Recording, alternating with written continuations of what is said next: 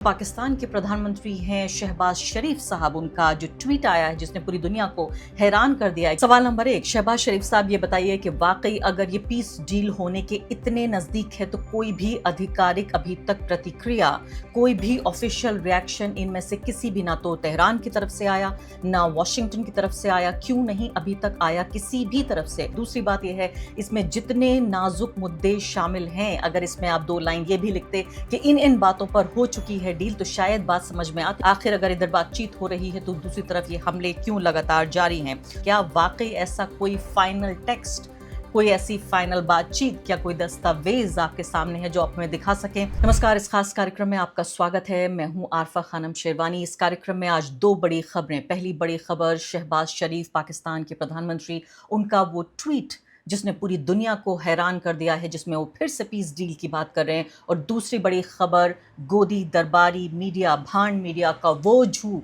और झूठ के बाद डबल झूठ, यानी एक तरफ बेशर्मी और बेशर्मी पर डबल बेशर्मी, किस तरह से पूरी दुनिया में शर्मसार करा रही है ये गोदी मीडिया हमें। लेकिन सबसे पहले पाकिस्तान से जो खबर आ रही है उस पर बातचीत करते हैं। आप जानते हैं कि खाड़ी में अभी भी बेहद तनाव नहीं बल्कि दहशत का आलम है। हर तरफ अलर्ट पर हैं तमाम खाड़ी के देश, चाहे वो कुवैत हो, चाहे वो सऊदी अरब हो, चाहे वो यूएई हो, या इसके अलावा ओमान हो, और ईरान तो जाहिर है ही, इजराइल और ईरान का पूरा वो खित्ता। लेकिन उसके बावजूद भी जिस तरह की खबरें पाकिस्तान से आ रही हैं वो थोड़ा अपने आप में, जिसे कहते हैं, होपिंग अगेंस्ट होप जैसी लग रही हैं। कि इस सब के बावजूद जो पाकिस्तान के प्रधानमंत्री हैं शहबाज शरीफ साहब, उनका जो ट्वीट आया है जिसने पूरी दुनिया को हैरान कर दिया है, क्योंकि ऐसे वक्त में जबकि दोनों तरफ से हमले जारी हैं, हॉर्मुज़ भी लगभग पूरे प्रैक्टिकल रीज़न से देखा जाए तो बंद है। अपने स्क्रीन पर देखिए आप शहबाज शरीफ साहब क्या फरमाते हैं। वो ये कह रहे हैं तमाम तरह के जो इंटेंस मीडिएशन है, यानी मध्यस्थता है पाकिस्तान की तरफ से, वो जारी है। लेकिन अच्छे तरीके से हम जानते हैं कि जो मिस इन्फॉर्मेशन है उसका बाज़ार पूरे तरीके से गर्म है और पूरा कैंपेन चलाया जा रहा है मिस इन्फॉर्मेशन को लेकर, यानी गलत खबरें फैलाई जा रही हैं उनके ज़रिए। ख़ासकर जो लोग ये नहीं चाहते कि ये पीस डील हो, जो लोग नहीं चाहते कि इस खित्ते में शांति हो। क्या कहना है? क्या वो इजराइल की तरफ इशारा कर रहे हैं? ये समझने वाली बात है। क्या वो ये कह रहे हैं चूंकि इजराइल नहीं चाहता पीस डील, इसलिए वो ये कह रहे हैं कि क्या उन लोगों के ज़रिए जो पीस डील नहीं चाहते, दुर्भावना फैलाई जा रही है, मिस इन्फॉर्मेशन फैलाई जा रही है, और पाकिस्तान अपनी तरफ से कोशिश ये कर रहा है कि हाई टेबल पे सबको बिठाकर बातचीत करे। इसके बाद वो कहते हैं कि तमाम तरह के शोर को थोड़ी देर के लिए हटा देता हूँ मैं अलग से, और ये बताना चाहता हूँ, वी कैन कन्फर्म, मैं इस बात की पुष्टि कर रहा हूँ। खुद पाकिस्तान के प्रधानमंत्री ने ट्वीट करके पूरी दुनिया को ये बताया है कि final agreed upon text of the peace deal has been reached, यानी दोनों पार्टियों की तरफ से सहमति बन चुकी है, और टेक्स्ट यानी कि वो बात सामने आ चुकी है, वो टेक्स्ट सामने आ चुका है जिस पर दोनों देशों के बीच, या मैं कहूँगी जो पार्टियां हैं उनके बीच सहमति बन चुकी है। और पाकिस्तान क्लोजली बात कर रहा है दोनों साइड से, ताकि अगला जो कदम है वो उठाया जा सके और इस डील को फाइनलाइज किया जा सके। Peace has never been this close as it is now. शांति इससे पहले कभी इतना नज़दीक नहीं रही जितना अब है। मुझे अच्छी लग रही है बात, ये शांति को लेकर बात। जो भी शांति की बात करता है उसका स्वागत होना चाहिए। लेकिन मैं यहाँ सवाल ये उठाना चाहती हूँ कि क्या पाकिस्तान खुद एक तरह से ऑब्सेस्ड हो गया है? अपनी ही जो शांति की पहल उसने की, और उस वक्त खासकर जब एक बिल्कुल नुक्ते से दूर थी शांति, और पाकिस्तान ये चाहता था कि पूरी दुनिया में एक शांति के मसीहा के तौर पर, एन एम्बेसडर ऑफ पीस या मैसेंजर ऑफ पीस के तौर पर उसका नाम शामिल हो। और उसके बाद देखिए किस तरह से वो एक तरह से अपने ही क्लच में फंसता चला गया। अब पाकिस्तान फिर से डील की बात कर रहा है। अब सवाल ये पैदा होता है कि आखिर इस डील पर अगर इतना क्लोज है तो अभी तक हमारे सामने ईरान की तरफ से, अमेरिका की तरफ से, इजराइल की तरफ से, खाड़ी के देशों की तरफ से, किसी की तरफ से कोई बयान नहीं आया है। तो इसको कई घंटे गुजर चुके हैं उनके इस ट्वीट को, लेकिन अभी तक इंतज़ार इस बात का है कि आधिकारिक पुष्टि हो क्यों नहीं रही है। अगर ये डील इतना नज़दीक है, जो उन्होंने कहा कि पीस इससे ज़्यादा नज़दीक शांति पिछले कुछ हफ्तों में नहीं रही है, तो वही सवाल, मैं 3 सवाल पूछना चाहती हूँ यहाँ पाकिस्तान के प्रधानमंत्री शरीफ साहब से, शहबाज शरीफ साहब से। 3 सवाल यहाँ बहुत महत्वपूर्ण, मैं पूछना चाहती हूँ उनसे। सवाल नंबर 1, शहबाज शरीफ साहब ये बताइए कि वाकई अगर ये पीस डील होने के इतने नज़दीक है तो कोई भी आधिकारिक अभी तक प्रतिक्रिया, कोई भी ऑफिशियल रिएक्शन इनमें से किसी भी, ना तो तेहरान की तरफ से आया, ना वॉशिंगटन की तरफ से आया, क्यों नहीं अभी तक आया किसी भी तरफ से, ना ईरान ना अमेरिका की तरफ से? सवाल नंबर 1। दूसरी बात यह है, इसमें जितने नाजुक मुद्दे शामिल हैं, अगर इसमें आप 2 लाइन ये भी लिखते कि इन इन बातों पर हो चुकी है डील, तो शायद बात समझ में आती, क्योंकि जिस तरह से ईरान ने शर्तें सामने रखी हैं वो अपने आप में बिल्कुल असंभव या इम्पॉसिबल नजर आता है, क्योंकि जिस तरह का फ्रेमवर्क बताया जा रहा है उसमें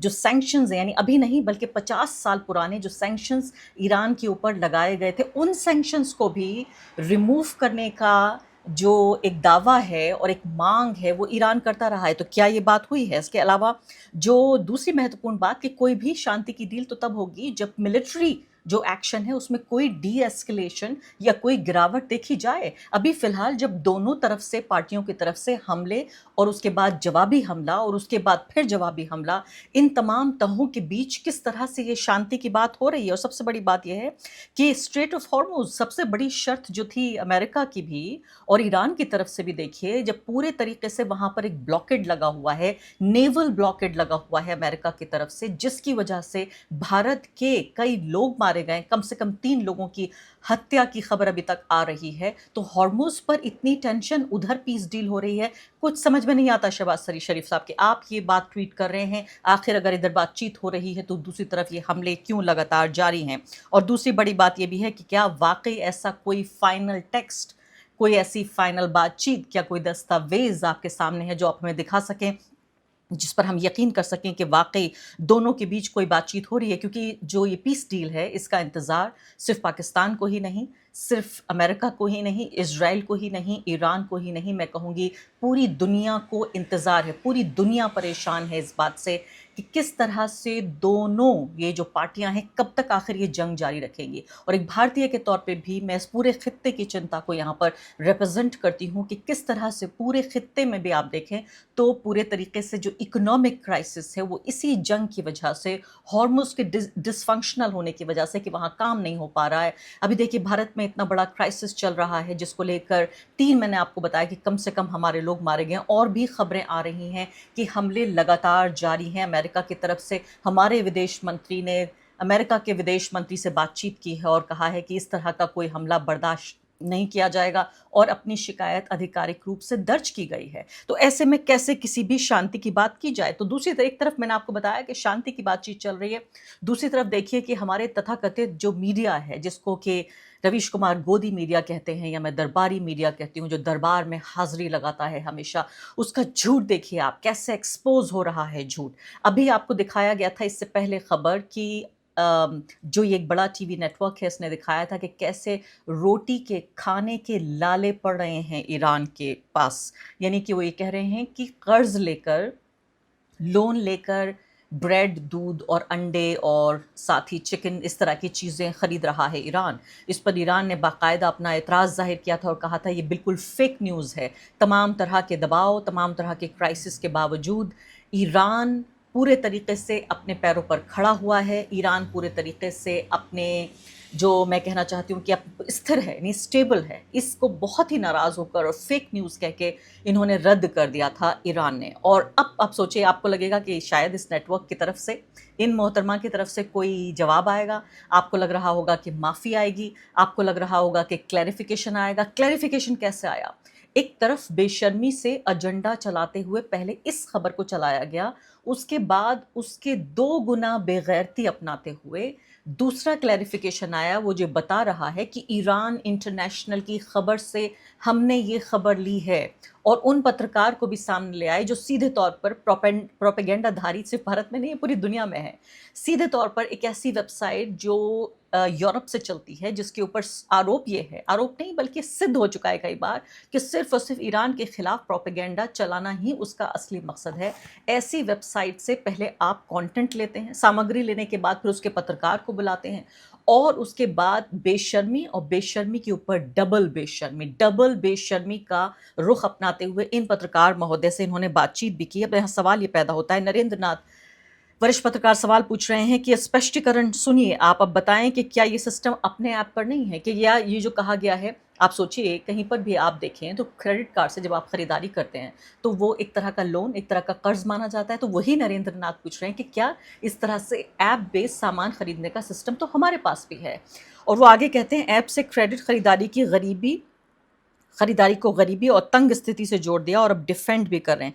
पहले सुने और फिर खुद तय कीजिए। ये तारा नाम की जो क्रेडिट ऐप है, इसको लेकर पूरा फजीता हुआ है, जिसमें क्रेडिट शॉपिंग की जाती है। यानी आज आप शॉपिंग कर सकते हैं और 2 4 6 दिन बाद या हफ्ते भर बाद या जो भी उनका एक तरीका है, उनका स्ट्रक्चर है, उसके हिसाब से ये पे ऑफ किया जा सकता है। लेकिन आप पूरे तरीके से बेगैरती का आलम ये देखिए कि इसको, यानी एक बार जब ईरान के दूतावास ने कहा कि ये फेक न्यूज़ है, हमको बदनाम करने की साजिश है, उस पर अपना सफाई देने के बजाय, माफ़ी मांगने के बजाय धड़ल्ले से बेगैरती दिखाई जा रही है। मैं समझ में ये नहीं आता कि जब भारत की सरकार के इतने अच्छे संबंध हैं ईरान से, तो आखिर कौन सी ऐसी साजिश है, मन में ऐसी कौन सी मलमलाहट है जो ईरान को हमेशा छोटा दिखाना, बुरा दिखाना, गरीब दिखाना, हारा हुआ दिखाना, कंगाल दिखाना।